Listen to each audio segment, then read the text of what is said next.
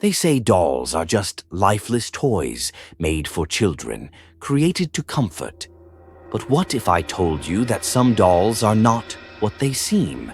That behind their delicate porcelain faces, behind their glassy, unblinking eyes, something else lurks. Something ancient, something hungry. This is not just another ghost story. This is real.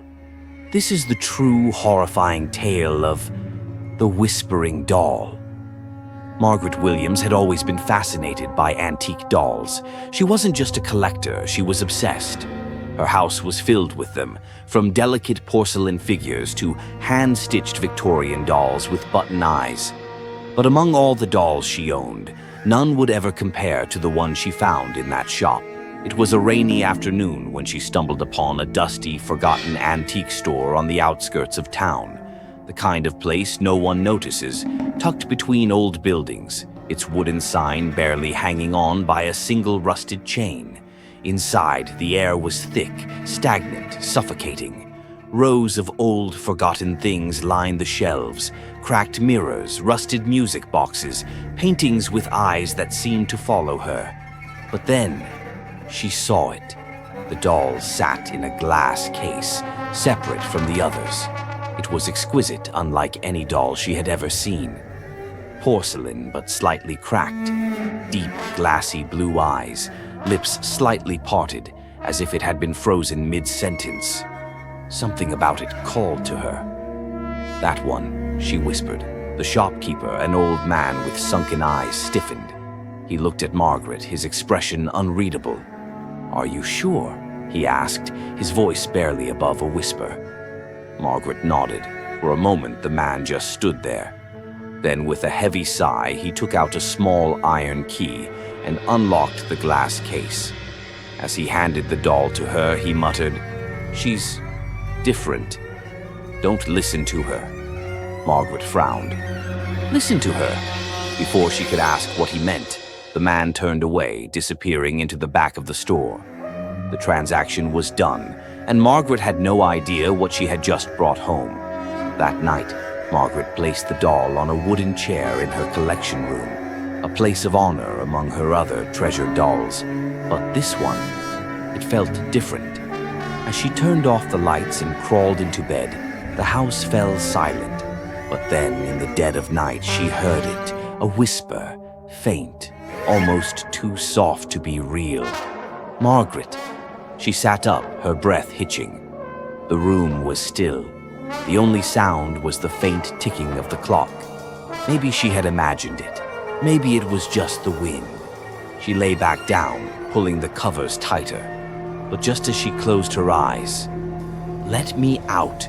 A chill crawled down her spine. She bolted upright, heart hammering. She scanned the room, her eyes landing on the doll. It sat exactly where she had left it, but something about it seemed off. Were its lips more open than before? She swallowed hard, shaking her head. It was just her imagination. It had to be. The next few nights, things only got worse. Lights flickered. Cold spots appeared in random areas of the house. The whispers grew louder. At first, it was just a few words. Faint, distant, but soon they became clear. "Let me out. I see you. You can't hide." One night, she woke up to the sound of soft giggling echoing from the collection room. Her body froze. That giggle was not from this world. Slowly, with trembling hands, she grabbed a flashlight and made her way down the hall. The air was thick, heavy, like something was watching her. She reached the door, took a deep breath, and pushed it open. The flashlight beam cut through the darkness.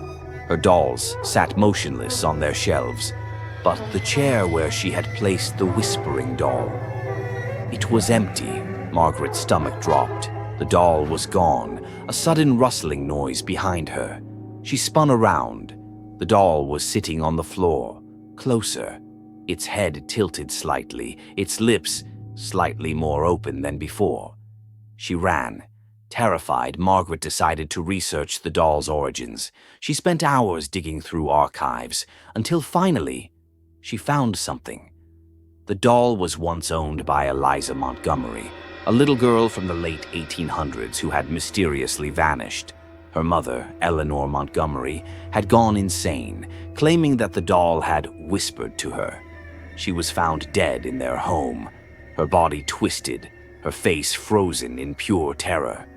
Over the decades, the doll had passed through many hands. Every owner had either disappeared or died under strange circumstances, and now it belonged to Margaret. Determined to rid herself of it, Margaret contacted a priest, Father Donovan. As soon as he stepped inside her house, his expression changed. "There is something here," he murmured. He approached the doll cautiously, reaching for his rosary. But the moment he touched it, the temperature plummeted, the lights exploded, and then the doll moved. Its head snapped upward as it let out a low, rasping whisper. "She is mine now," Margaret screamed as an invisible force grabbed her throat, tightening, choking. The priest began to chant prayers, his voice shaking. The doll twitched. It let out an inhuman shriek as its eyes turned black. A final chant, and then silence. The doll collapsed. Its eyes turned glassy once more. The entity was gone. Or was it? Margaret refused to keep the doll. She had it sealed in a paranormal museum, locked in a glass case. But even today, visitors claim to hear whispers when they walk by it. Some say the doll moves at night. Some say it's waiting for its next owner. Perhaps some things are never meant to be owned. Some whispers are never meant to be heard, because when you listen too closely, you might just hear something whispering back. A final whisper, soft but chilling. "I see you.